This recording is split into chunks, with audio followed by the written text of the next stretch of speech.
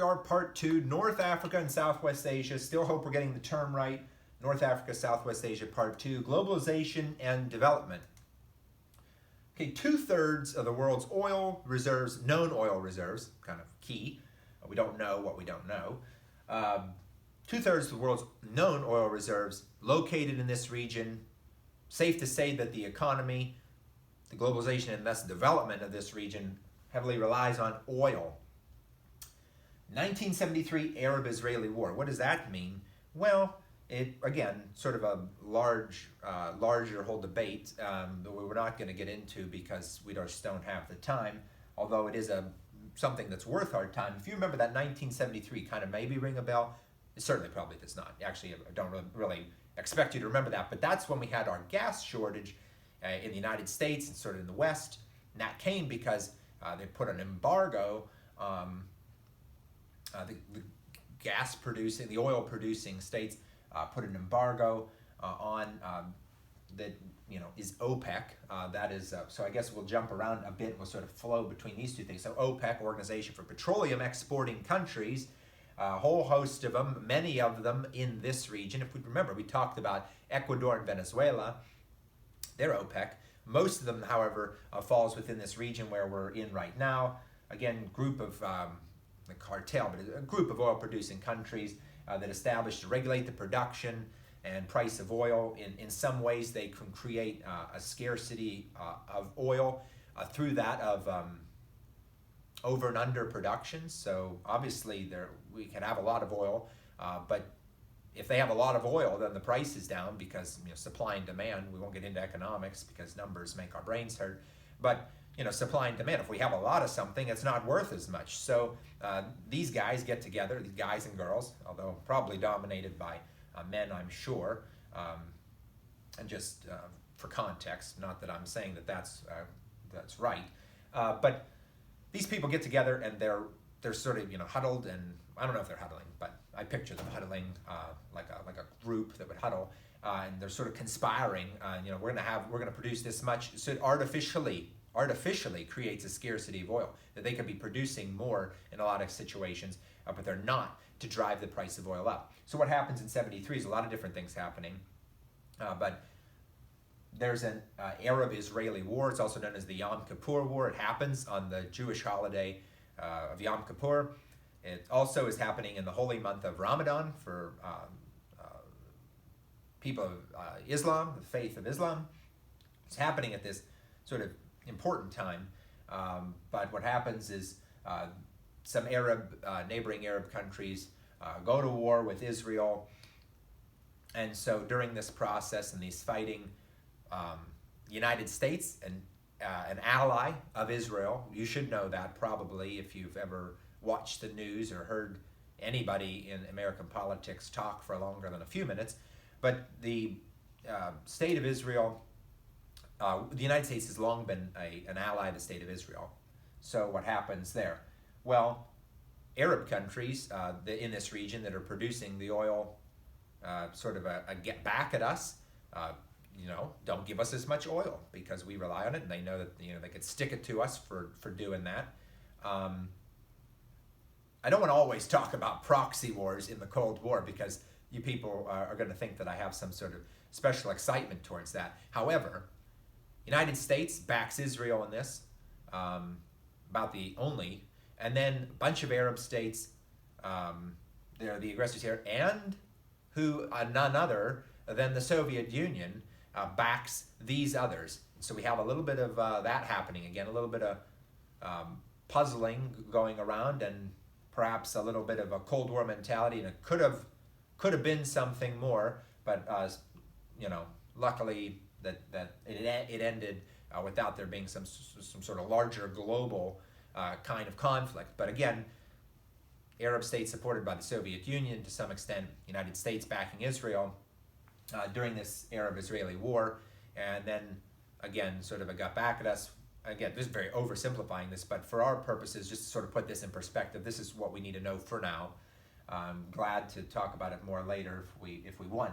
But again, so there's an oil embargo that takes place, and people certainly get rich after this happens, because once this starts to happen, with the oil embargo and this manipulation and regulation of production in oil that sort of all follows suit from the 1970s.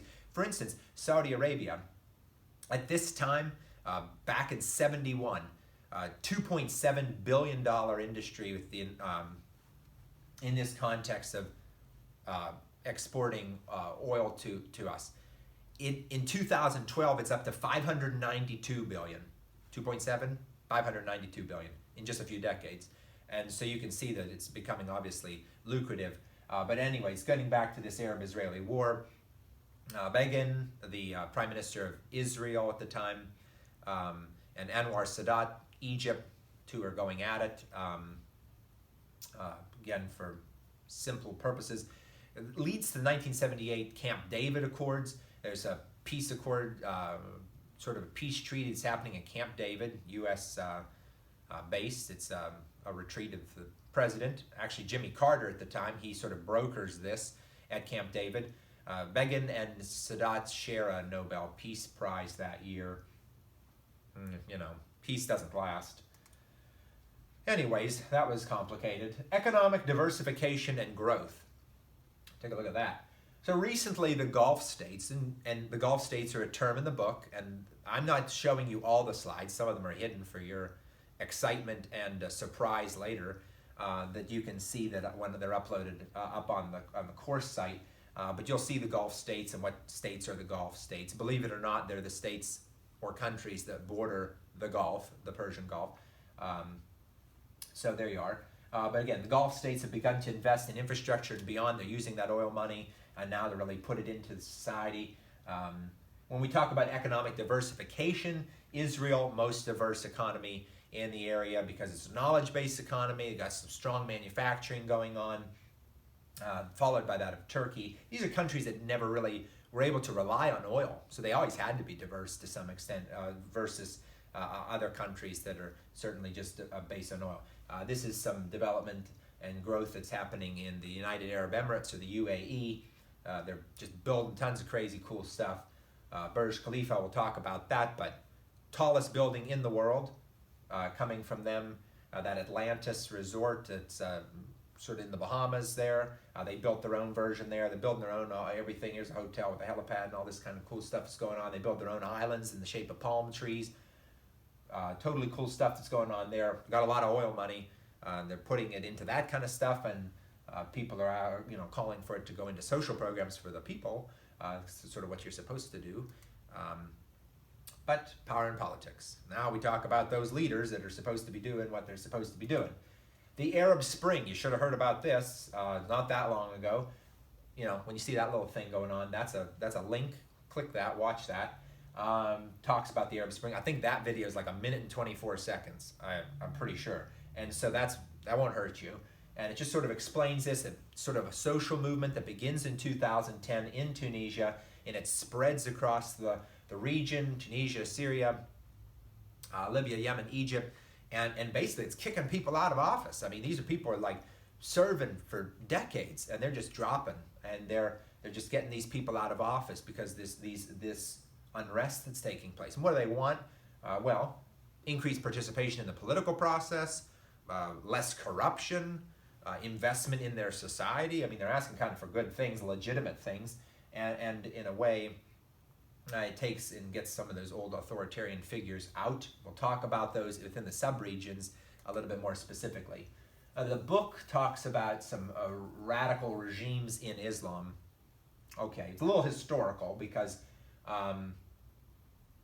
according to the book, they use contemporary radical Islamism, book's words. They say it can be traced to two historic movements. I like to look at it as radical regimes within Islam because these are sort of historical movements that have birthed a small group of people, obviously. Salafism, a religious movement that started in Egypt back in the day, that has influenced radicalism in Islam.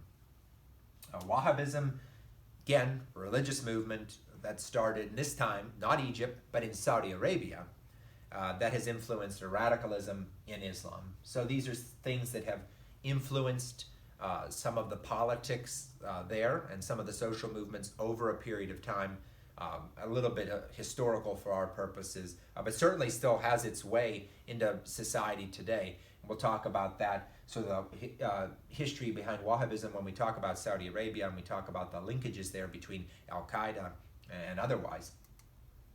Islamism in a globalizing world.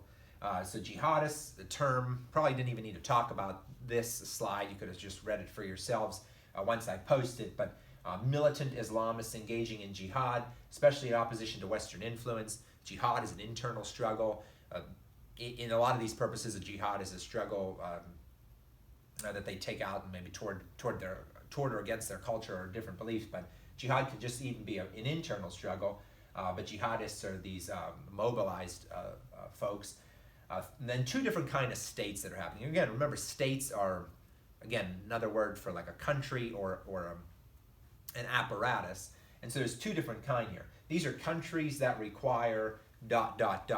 And secular states is what we would see in like the Western world, where our governments don't have a true attachment or a mandate on a particular religion, freedom of religion, if you will. That's a secular state, one that's not involved or based on religious principle. A theocratic state is that is based on that all government officials and citizens subscribe to a state-sponsored or state-endorsed religion. And that happens in this region, of course, because, again, why I talked about religion at the very beginning is because it shapes this entire region. Now so we go from this sort of backwards in fast forwarding to the democratization and women, and that's good. Israel and Turkey have elected women prime ministers in the past. Thumbs up. Golda Meir served from 69 to 74. If you can remember, when we were talking about some of these conflicts, she was in at a pretty tumultuous time. But prime minister of Israel, female prime minister and head of state. Because I include that because the book here says women represented in national legislatures is lowest globally. Well, that's not totally surprising based on some things that we know about their culture and their religious beliefs. But that's not to be said. Remember, I talked about that at the very beginning. This region is very diverse, and it's quite large geographically speaking, to be frank. And so you do see these variances here because, look, they've elected women heads of states, and the United States couldn't have done that yet. Sad. But then we do have some countries here that have actually gone beyond even what the United States has accomplished in terms of women leading the country.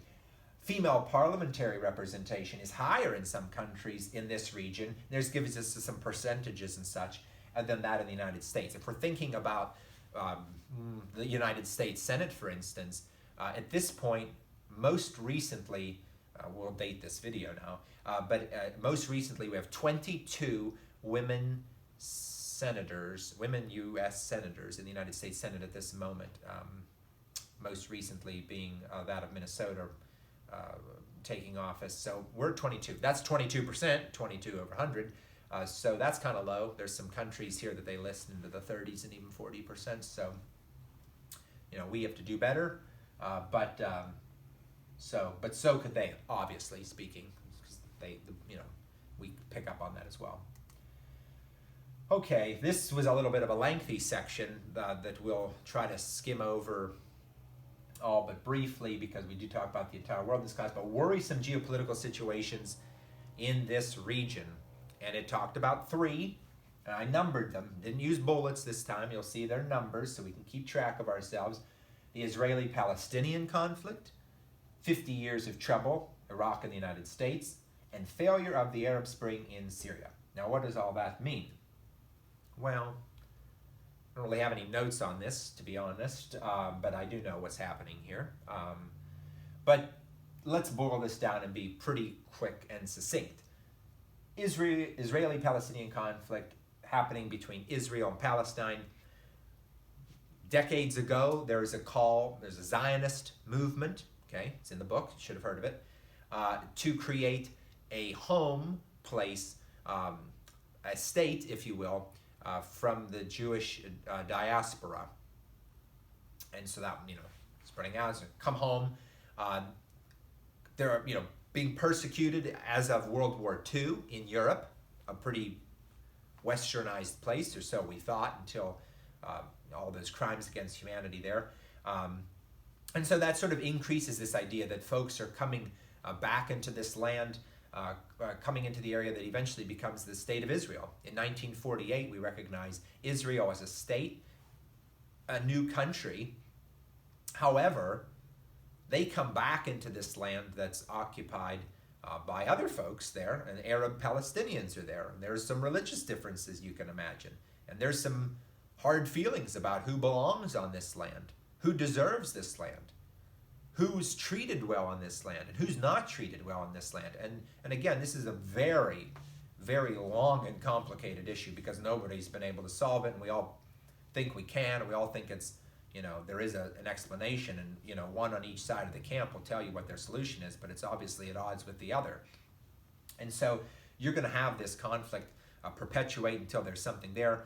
1967, there's the term the occupied Palestinian territory, where during some of these different conflicts, Israel did expand into other areas, Golan Heights and West Bank, Gaza Strip, some of these Palestinian areas where they continue to expand. One idea is a two-state place where you have equal status between Palestinians and Israelis. And again, multiple different solutions here. But right now, what we have is contention and conflict, because this is an issue that comes down to fundamental differences between religion and belonging, and those are things that you just really can't put a price on. You really can't even define in a lot of ways, because it's just something that's in your inner body, and so it's hard to really convey those types of things even in a discussion, let alone when it's your life, and it's even in your home country. So that's some conflict that's been happening there for several decades. Something that's United States presidential administrations try to throw their hat in the ring and try to fix it. Doesn't ever happen. There's people that obviously that want to see something good come out of it. This is a complicated issue, but just know, all we need to know for our sake is, because we want to learn everything there is to know about the world. Well, that's pretty ambitious, but so we're going to know a little bit about a lot, but we're not going to know a lot about a little. I don't know if that made any sense, but hopefully it did. We're going to know a lot about a little. Although that's not very inspiring. That doesn't inspire much confidence. We're going to know a lot. We'll leave it at that. But again, we can't get really diving into these issues, because we could spend hours talking about just that. I'm racking up my time now. But again, we just need to know what this conflict is, and know how it and know how it's influenced that particular country, that particular region within the greater region and around the world. So I think we can leave it at that. Number one, check. 50 years of trouble, Iraq and the United States. Well, true. 1963, United States dabbles again, like we do best, dabbling in places around the world, time and time again. Dabbling in Iraq, there's a coup, back a party that eventually leads to Saddam Hussein. You've heard of him, I hope. His party gains control. He eventually gains control. We support vocally Iraq in the Iran-Iraq war that we learned about in Persepolis, 80 to 88. We support Iraq during this time. We've supported them before. We supported this government back from this coup. We support them then. We support them up until 1990, when they decide to misbehave and invade Kuwait. And then we were just not on board anymore. That led to conflict in the Gulf. The United States gets involved, the Persian Gulf War, and we talk about. We don't really talk about that in this class, but because it really doesn't have a place per se. I mean, it's very important, but we can get by sort of without talking about it. It's in recent memory, early 1990s. But anyways, Iraq invades Kuwait. That's no good. We get involved there in Desert Storm, and And then things are sort of okay. Things are somewhat back to normal, or normal as it gets in this context. Then 9/11 happens. We know what 9/11 is. And United States goes on the hunt for terrorists. We go into Afghanistan, looking and searching. Then we go into Iraq, and it's like, well, so we go there in 2003. Well, 1963, 2003, there's your 50 years. It's actually 50 plus years because we're still messing there. But 50 years of trouble there, United States and others. This isn't just the United States dabbling there, but other countries have, notably Britain, have been in this area and have, dabbled with their politics, backing people one way or the other. We all know the end of that story, although we're going to talk about it in the sub-region specifically. Number two, pretty straightforward. We know, Operation Iraqi Freedom. We know the United States' involvement there, looking for weapons of mass destruction that weren't there. But we know about this conflict, although I think we do. I think we should. But then again, sometimes I forget that it's been quite some time already. It's been 15 years since 2003. Yeah. And so, that's a while. And, so we have to put that in context. But we'll talk about it a little more when it comes time for the subregions. Boy, I'm starting to lose my voice. Can't lose my voice. I don't have water. I'm going to go off camera like Marco Rubio and start swigging all the water. I don't want to do that. Failure of the Arab Spring in Syria. Okay, we talked about the Arab Spring already. What was it? Okay, well, it was, I hope you answered it already. I'm sure you were, I could hear it from here. Arab Spring takes place in 2010, and then some, and it's trickling in couple years, a lot of protests. Again, what do they want? They want better infrastructure, social programs. They want an investment in their country. They want less corruption. They want a freer political process. They want all these things that we have and we take for granted, or we might take for granted. And so that's there. Al-Assad regime, well, remember, it was Syria. So Syria was a French colony at a point. And actually things were going quite well for a while. And then the Assad regime takes over, and then replaced by Bashar al-Assad, the son of the guy who was in charge before 2000. From 2000 on, this guy just messing around in the region. He's, messing around in assassinations, other places, and doing all kind of other things, oppressing his people, and certainly in the most troubling way has he really messed with his country now. And so the Arab Spring fails in Syria. Al-Assad's still clinging to power. Russia backing them. Russia's only military base in the region in Syria, so they can't lose that, they feel. So Russia's backing al-Assad. United States doesn't like al-Assad. So we have this sort of pivot again. U.S., Russia, and there's obviously other actors that are happening there. But this is a vacuum. Syria, it's a vacuum. The Islamic State comes in. ISIS, ISIL, you've heard of them, I'm sure. If you've ever watched the news ever, you would know what they are about. They establish a capital of Raqqa in this area. They've, since the book,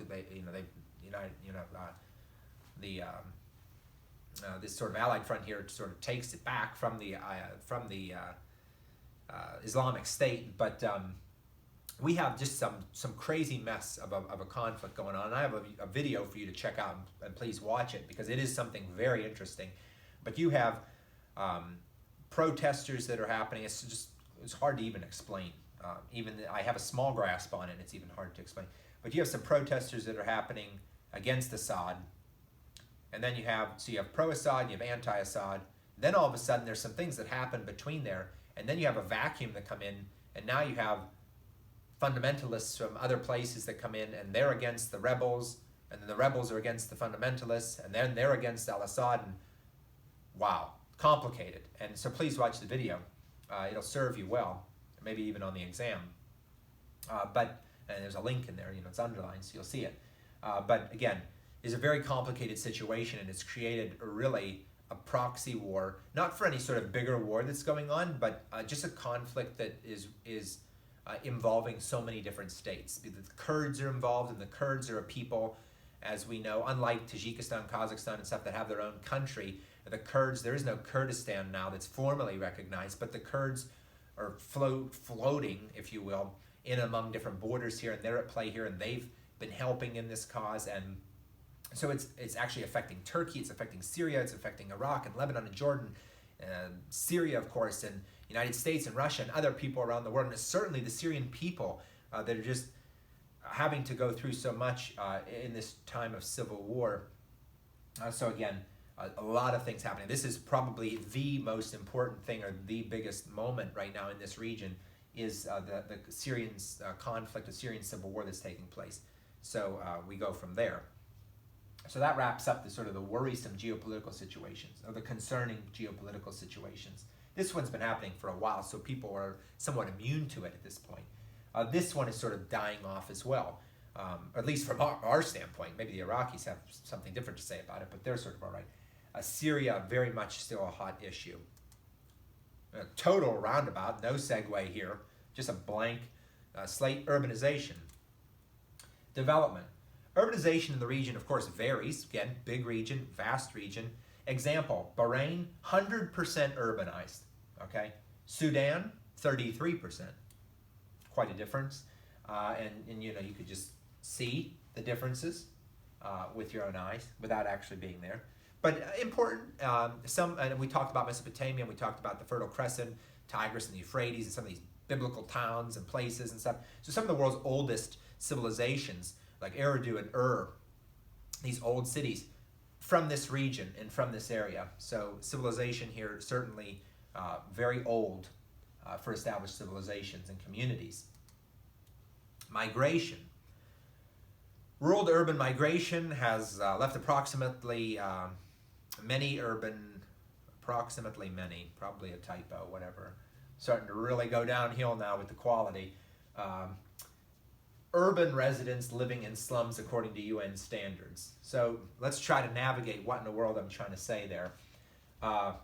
Rural to urban migration. So these are people coming from rural towns and going to urban places. People that are coming from farm, you know, to this town or to the city. And so we know what that's like. Maybe you came from a small town with only a few traffic lights, and now you're here in Tallahassee, which is bigger than that, but certainly not a major city, major city.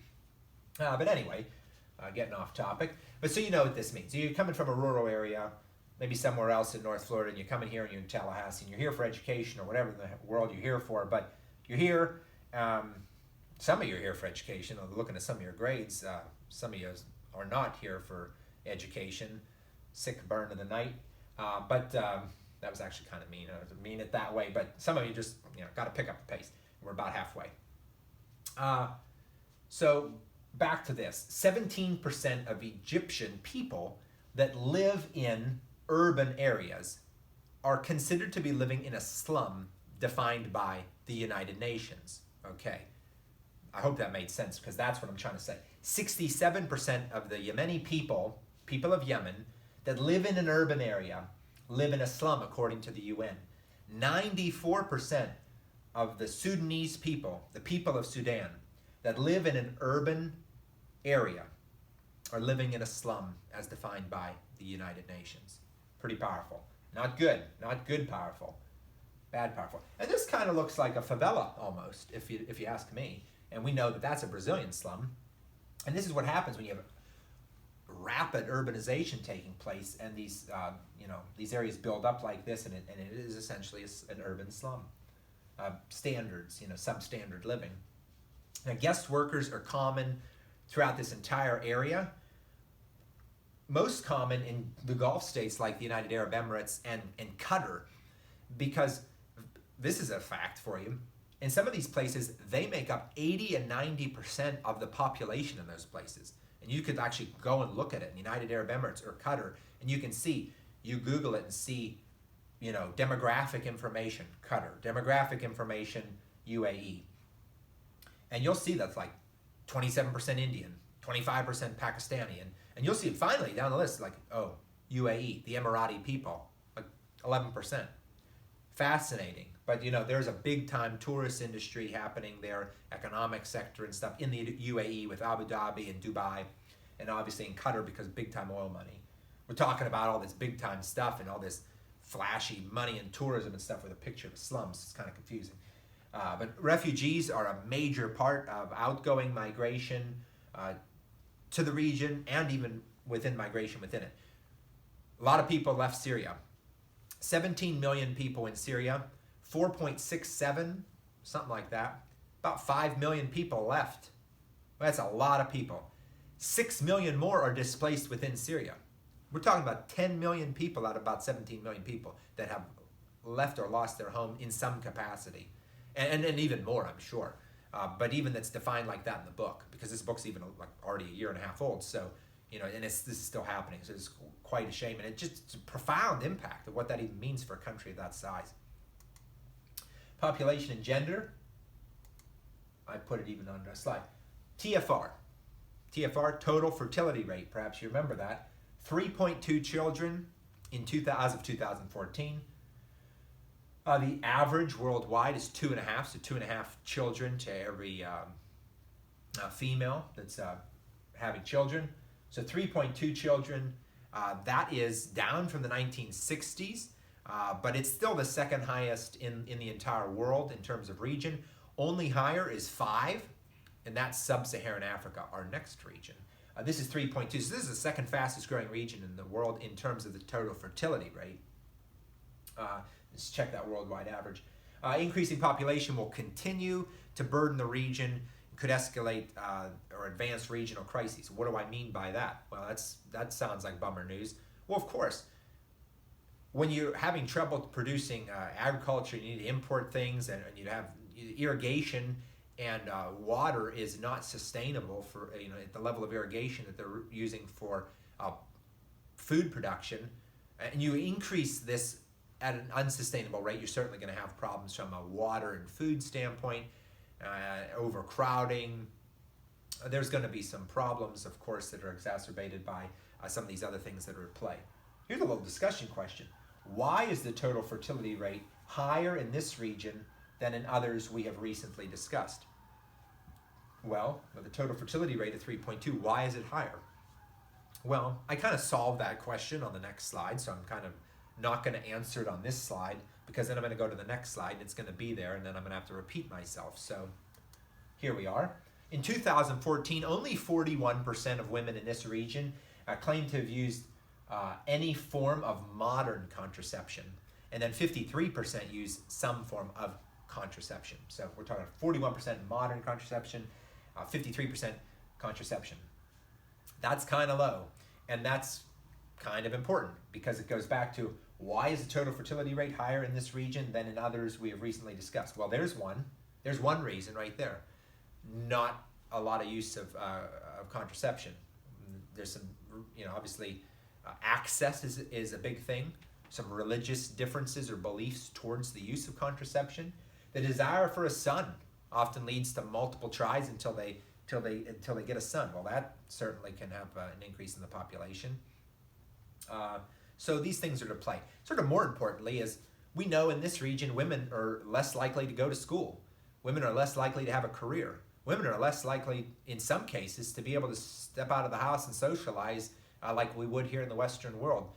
So being that women's lifestyle is so different here, and even to a subservient level to some extent, depending on what type of conservatism within Islam that's taking place or in Arab culture, we can see that we know around the world that birth rates go down, total fertility rate goes down when women have jobs, when women have higher education, they get married later, they have less kids, and so on and so forth. We know that. We saw it in Europe, we saw that in the United States. We see that happening in Central and South America earlier than here, and time will tell. This area is not changing it in this regard the same way like other developing areas are changing because of that religious foundation.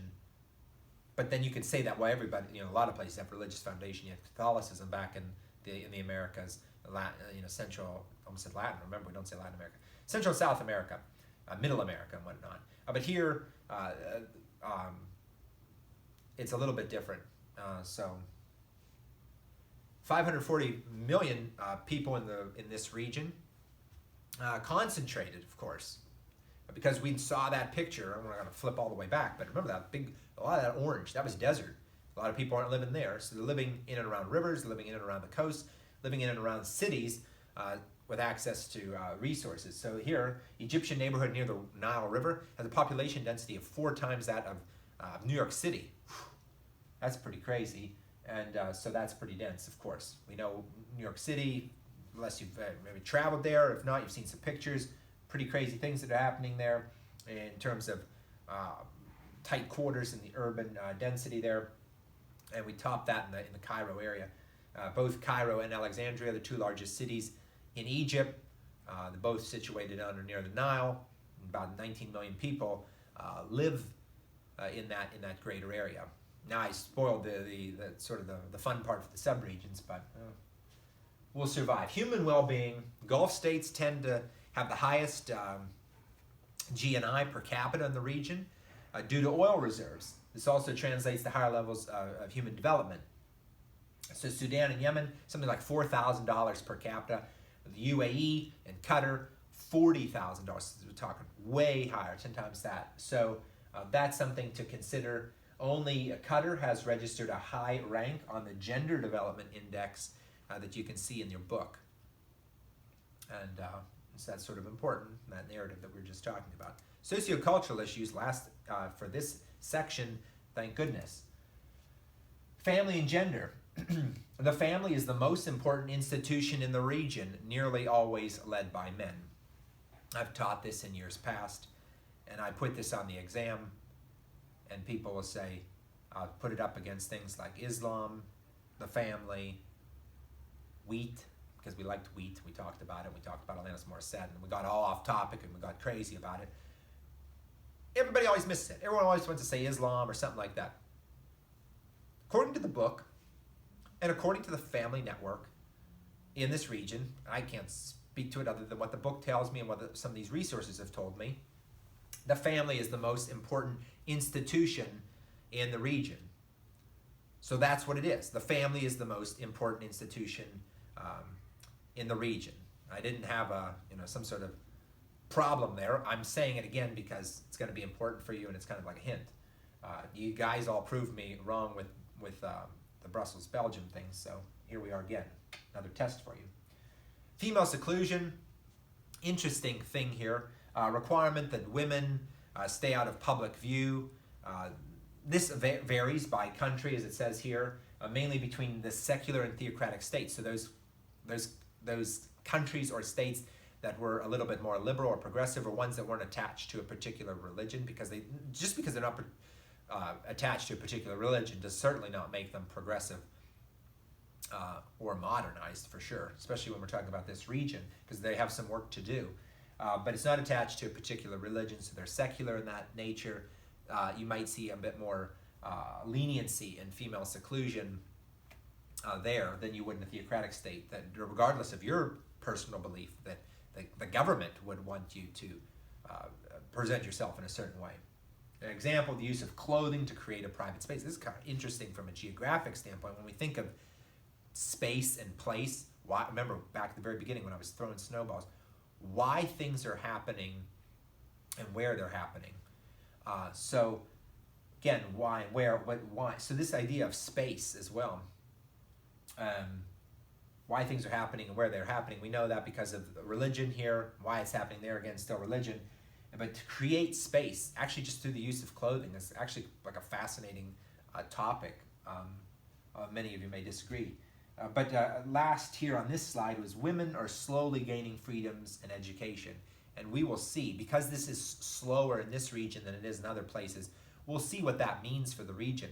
But with 540 million people in this region and a total fertility rate of 3.2, second highest total fertility rate in the world in these regions, as a region, I should say, as a region,